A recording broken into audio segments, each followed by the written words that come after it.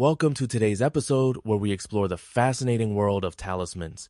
Dr. Smith, to start us off, what exactly is a talisman and how does it differ from, say, an amulet? Great question. A talisman is any object sacred or mundane that's intentionally created, often inscribed, to serve a specific purpose, such as attracting good fortune or achieving a goal. While an amulet is typically worn for protection, the terms overlap and, in practice, both can serve similar functions. Interesting. The text also mentions an autosuggestive effect.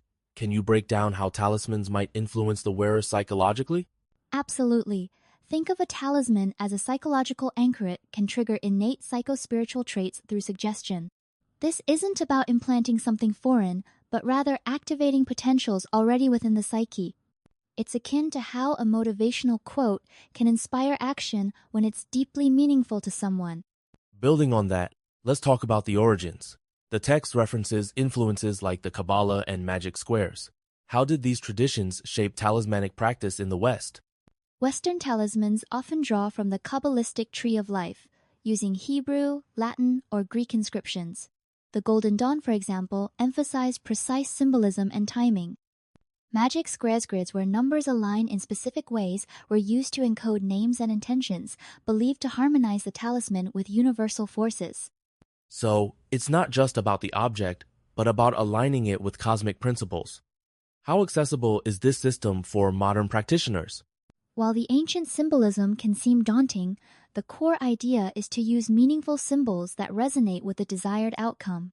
Modern adaptations often simplify the process while retaining the essence. Consistency and intention remain key.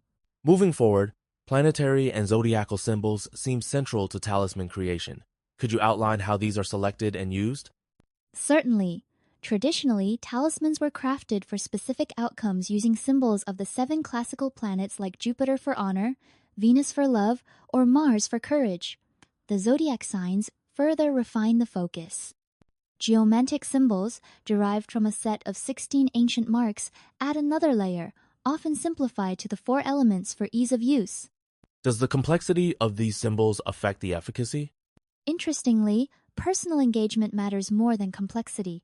A self-made talisman, even if symbolically simple, can be more effective due to the energy and intention invested by the creator. Let's delve deeper into magic squares and sigils. How do practitioners turn names or intentions into these mystical signatures? Magic squares are numerical grids associated with planets. By converting names using systems like Hebrew gematria or Western numerology into numbers, you can plot a continuous line across the square, forming a sigil. This visual pattern is the signature of the intention, believed to encode it in a form the subconscious and, symbolically, the universe can recognize. Could you give a real-world analogy for how this encoding works? It's a bit like creating a password from a phrase complex, personalized and meaningful only to its creator. The act of constructing the sigil is itself a ritual, focusing the mind and will. You mentioned both Hebrew and Pythagorean numerology. How does one choose between these systems, and why is consistency important? Both systems assign numbers to letters, but their mappings differ. The key is to use one system consistently within a single talismanic operation. Inconsistency can dilute the symbolic coherence, much like mixing metric and imperial units in a recipe. The ultimate goal is a unified, resonant symbol that channels intent effectively. So, the method matters less than the discipline of the practitioner? Precisely. Consistency creates a stable framework for the mind to work within, amplifying the psychological and symbolic power of the talisman. Turning to practical applications, the text discusses using talismans to balance astrological imbalances. How would someone approach this? If, for example, a birth chart shows excessive influence from air signs suggesting instability, a Saturn talisman can be constructed to embody stability and grounding. This involves gathering Saturnian symbols, such as its astrological glyph, relevant Hebrew letters, and divine names, then crafting a design that visually and emotionally embodies equilibrium. Is there empirical evidence for such corrective effects? While scientific validation is limited, studies on ritual and symbolic objects indicate they can influence mood, focus, and self-perception factors that plausibly contribute to personality shifts over time. Let's talk about words and verses inscribed on talismans. Why are specific phrases or biblical passages important in this context? In classical practice, inscriptions serve as both authorization and invocation. Biblical verses, names of God, or angelic hierarchies are believed to sanctify the talisman, linking it to historical acts of divine intervention. The principle is commemoration by recalling past miracles. The practitioner seeks to evoke similar outcomes. Is this tradition adaptable for those from other faiths or secular backgrounds? Absolutely. The effectiveness lies in personal resonance. Modern practitioners often use verses from other sacred texts, literature, or even poetry. What matters is the emotional and symbolic power the words hold for the individual. Shifting to the elements, the book proposes using the 5 elements: earth, air, water, fire, and ether as a framework. How does this simplify the process? Classifying intentions by elements like earth for stability, water for pleasure streamlined symbol selection. The Tattvic symbols from Eastern traditions such as a yellow square for earth or a blue circle for air offer clear, visually striking templates. This allows even beginners to create meaningful, customized talismans without deep astrological knowledge. Can you give an example of practical application? Certainly, a person seeking joy might craft a water talisman using a silver crescent and inscribe uplifting verses, transforming their intent into a tangible daily reminder. Could you walk us through a concrete example, step by step, of making a talisman, say, for increasing happiness?